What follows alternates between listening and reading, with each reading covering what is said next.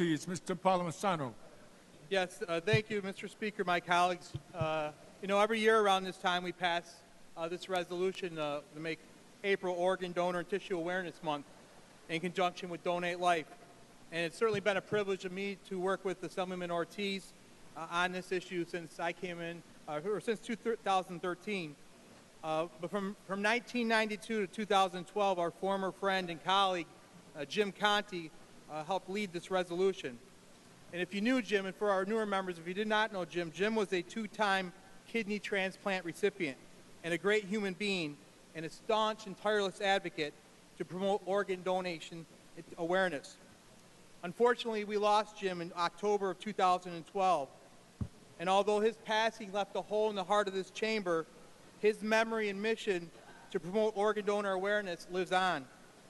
And it's now incumbent upon each and every one of us to carry on that mission, this mission and message, because it literally saves lives and improves the quality of life for those who benefit.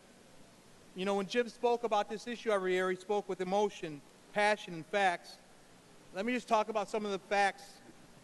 Organ and tissue transplantation continues to advance with medical and research technology. It leads to saving more lives and improving the quality of life of individuals. Unfortunately, each year, the waiting list for organ transplants grows longer and longer. Many people are dying waiting before an organ becomes available. Nationally, the current waiting list is over 113,000 individuals, more than 10,000 in New York State alone, and more names are added daily.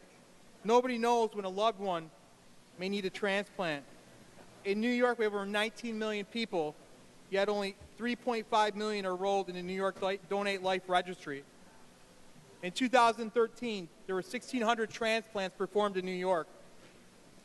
New York has the third highest need for donors in the United States, yet it has the second lowest percentage of registered donors at just 23.7%. There's over 1,600 people in New York State who have been on the waiting list for 5 years, for more than 5 years. In 2013, nearly 600 men, women, and children died due to a shortage of donors waiting. That's one New Yorker every 15 hours waiting for an organ who dies. New York ranks 51st out of 52 registries. Let me repeat that so you all hear. In New York, we rank 51st out of 52 registries. My colleagues, Mr. Speaker, that's unacceptable. Another statistic that is staggering, a single person donating at the time of their death can help as many as 50 people. So one person donating will help 50 people. I know many people in this chamber have been touched through organ donation in one way or another. Some of our former colleagues, we know about Assemblyman Conti. Assemblyman Ortiz talked about his family connections. The former Assemblyman Bill Hoyt died on the assembly floor waiting for a heart transplant, and no one knew until that day. Jim Conti and his son, former Assemblyman Sam Hoyt, continued working to promote organ and tissue donation after that. Former Assemblyman Richard Brodsky's daughter, Willie, received a kidney from his wife, and still today are strong proponents of organ donation. Our colleague Andy Goodell, his daughter donated to a friend last year. From a personal perspective, and I remember I don't talk about this a lot, but I remember talking to Mr. Conti, and he told me I need to talk about this. My sister was a two-time kidney transplant recipient. First from the donation of a stranger. Second time in 2006, I had the privilege to donate a kidney to her. And although my sister passed away a year and a half ago, I saw firsthand what organ donation could do to help improve the quality of life, and seeing how it's touched families time and time again. And if I missed anyone, I apologize. I know more people have been touched by this. Please feel free to speak and talk about this issue because it's that important. You know, we've taken some positive steps to improve awareness on this issue. We've helped when you register your car or go for a license, you have the opportunity to donate. You might remember the legislation sponsored by Assemblyman Ortiz and Conti, Lauren's Law, after his heroic 12-year-old young lady, Lauren Shields, who had a heart transplant, who lended her face and her name to this issue to help promote organ donation awareness. Last year, we put the Alliance for Donation and responsible of our donation registry to help improve the effectiveness of it. This year's budget included $250,000 to again promote organ donation and awareness and education. but we can and much do more. You might say, well, what can I do? What more can I do? Well, number one, you can register to become an organ donor. Two, you can use your office to promote organ donation and awareness. Use your Facebook, your Twitter, your social media. Post links on your webpage.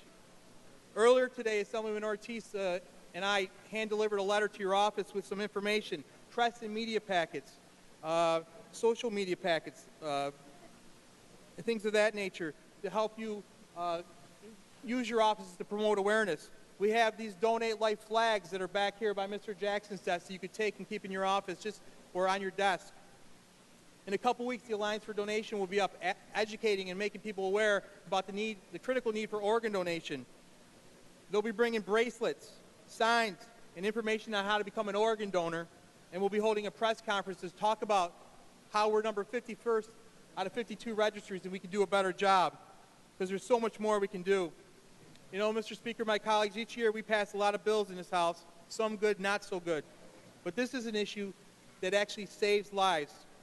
And we don't need a bill to do it. We don't need a lot of money to do it.